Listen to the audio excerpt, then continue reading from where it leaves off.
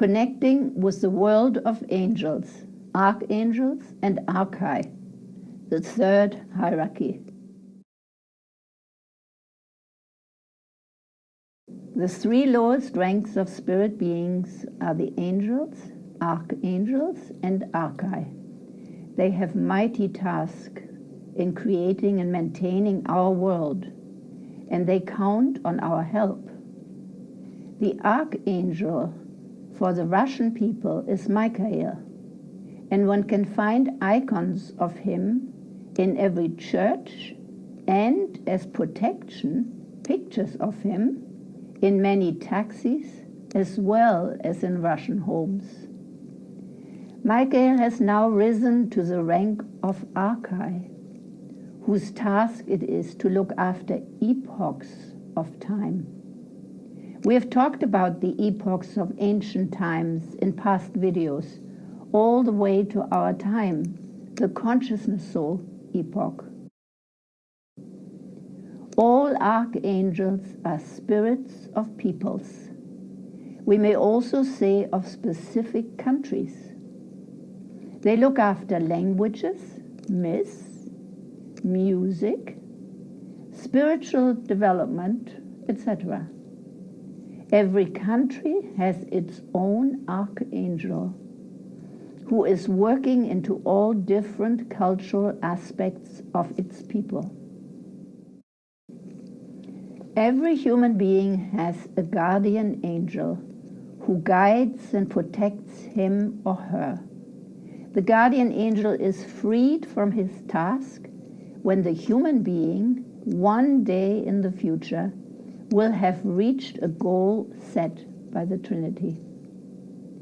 Such was the case with the Gautama Buddha. He had reached his goal. We spoke about his purified astral body, which is called the Nirmanakaya, in relation to the Adam sister soul of the Jesus boy of the Luke Gospel. It is correct. The guardian angel remains with the human being throughout life and death.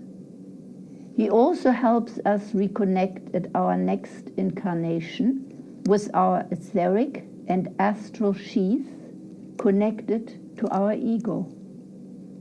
All this happens under the watchful eyes of higher evolved spirit beings and the Trinity. What can we as human beings do to help in the evolution of the earth? This is probably one of the most important questions we can ask in our time. I will tell you two little stories from my trips abroad. I was invited to give workshops in China in 2020 when I was asked to engage in private consultations in order to help children with behavioral problems.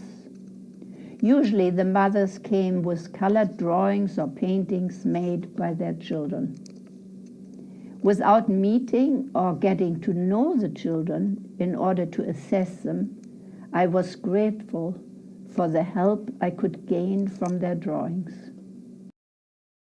One evening, a mother came with a large stack of drawings of her 6-year-old. They were nothing but frustrated scribbles on large pages. The mother knew little about anthroposophy, Rudolf Steiner's teaching. The word anthroposophy, by the way, comes from the Greek language anthropos, meaning man, or human, and Sophia stands for wisdom, the wisdom of man. The young mother was enrolled in my seminar. I had made an appointment with her for the end of the seminar week. I assumed that by that time she had enough time to get to know me and where I stood in my teaching.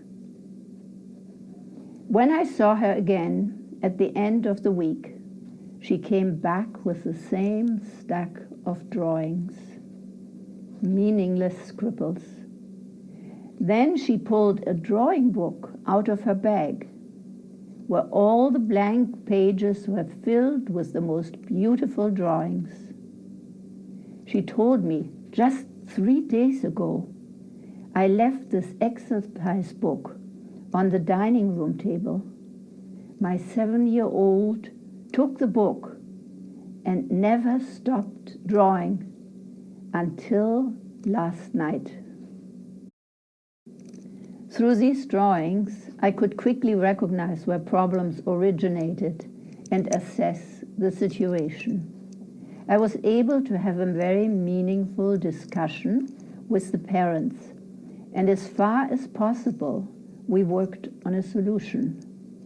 I'm remembering this incident because I know for many people the thought of a guardian angel in that child's life seems questionable. Clearly, the guardian angel in this case was connected to the child. Even more interesting is that he worked not only with the child, but also with the mother and with me.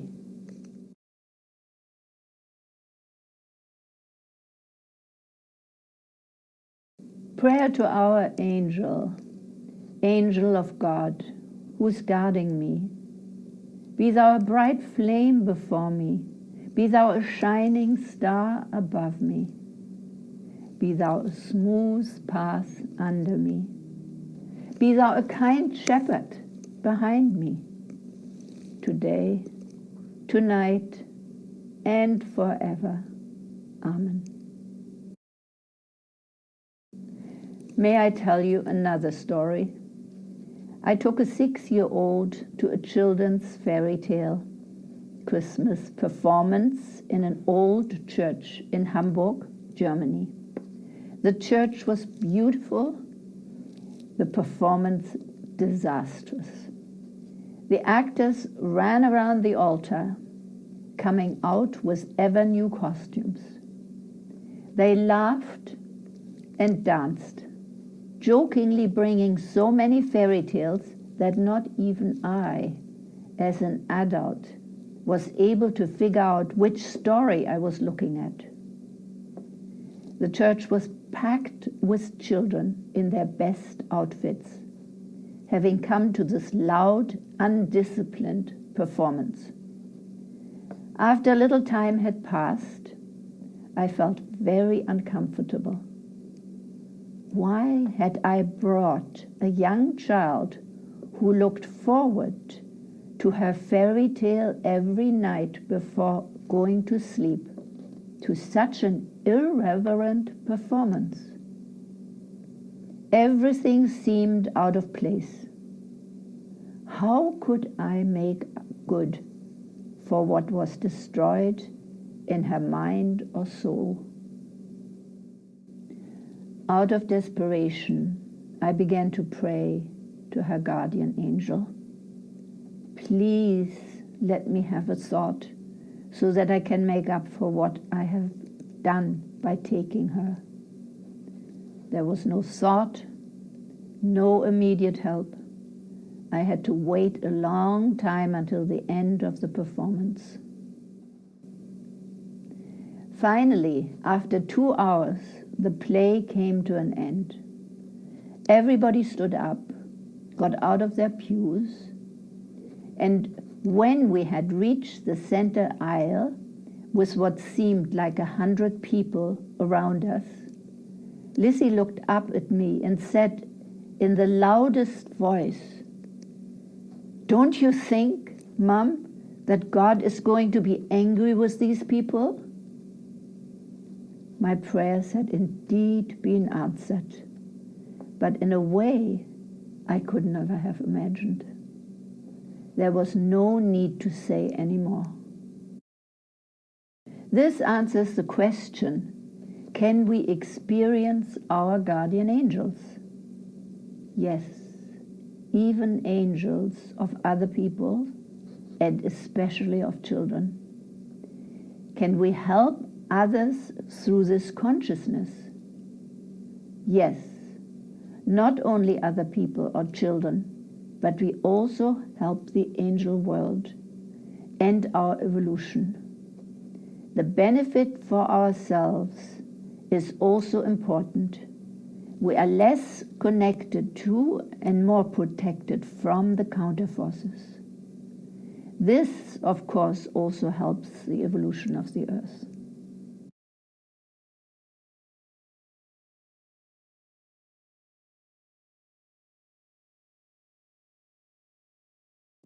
Guardian angels, be brave and hear this message clear.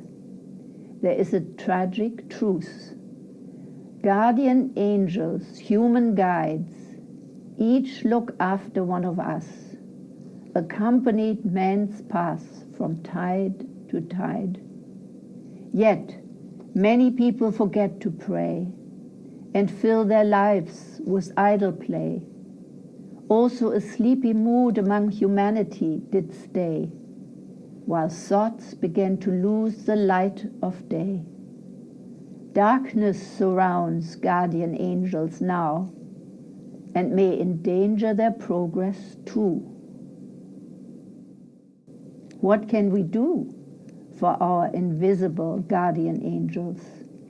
Most humans do not know that angels lead us from life to life, lovingly, in silence, through fear and strife. They care for us through day and night.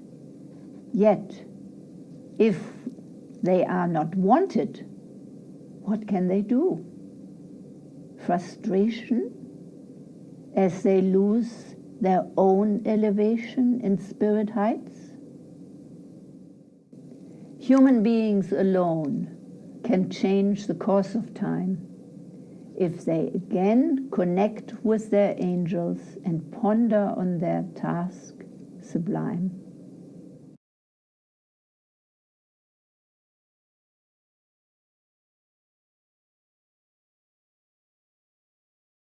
Archangel Michael's call. Human goals, once lost in heavy mist, shine brighter now through ever more highlighted rifts.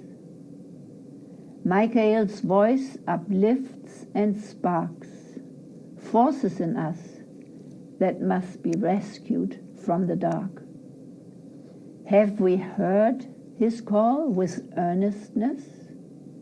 Today his awakening speech calls on an untiring will, while in times of old we were told his voice spoke to us in dreams.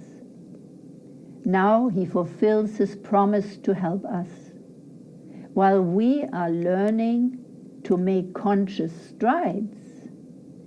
When we are moving forward with courageous pride, while leaving us free, he will let us strive. We know that the sole purpose of our life rests safely in God's hosts in starry skies. To us, divine life shows us the thread, when and wherever we try to lift our head.